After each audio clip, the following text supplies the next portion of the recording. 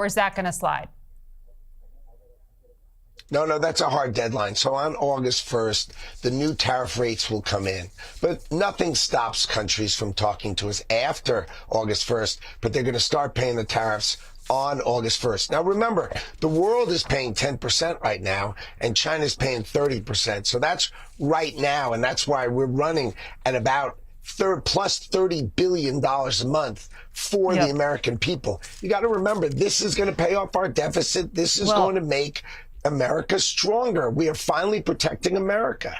Well, you'll have that income if you keep them in place, but if you're negotiating them away, then they won't be there. So that is contradictory to me. But nothing's getting no. So nothing's you're not getting negotiating away. away. We have a 10% of the world. No, 10% is definitely going to stay. Many countries will pay higher, like Vietnam and Indonesia, right? They're 19 and 20%. Most countries will pay higher. The small countries are likely to be 10%, but the bigger countries are likely to pay higher. That's just the way it's going to be because we can't have these $1 trillion trade deficit. It's just wrong for America, and Donald Trump is going to fix it. And American corporations are just going to swallow that and not pass that price increase on to consumers? What's your projection? What's so interesting is that you're worried about the importers. How about the people who build and employ Americans here? No, I'm asking about people who go to the store to buy. People who make cars here, people who manufacture here. They don't pay a tariff. They don't pay a tariff at all. So President Trump says it all the time. Build in America, you don't pay a tariff. The idea that these importers are more important than the people who employ Americans, I think it's just a wrong way of thinking about it. Americans deserve to be employed here and have the best jobs in the world, and that's what Donald Trump is trying to deliver. I was asking you about consumer prices, what people will pay when they go to the store.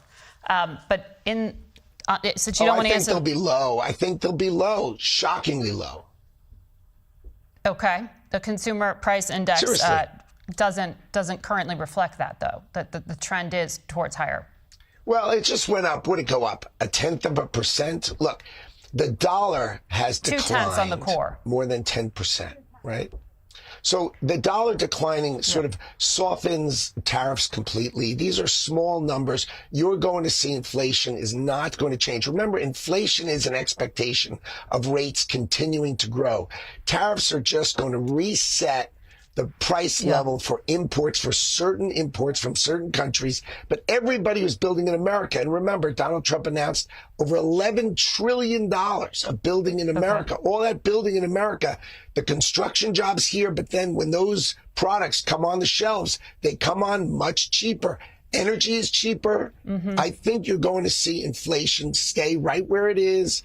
And Jerome Powell, who's held these rates up way too high, you're going to see him cut rates. The Fed's going to cut rates. Mortgages are going to be cheaper. And America is going to be so much better off under Donald Trump. There are reports that the Treasury Secretary has talked the president out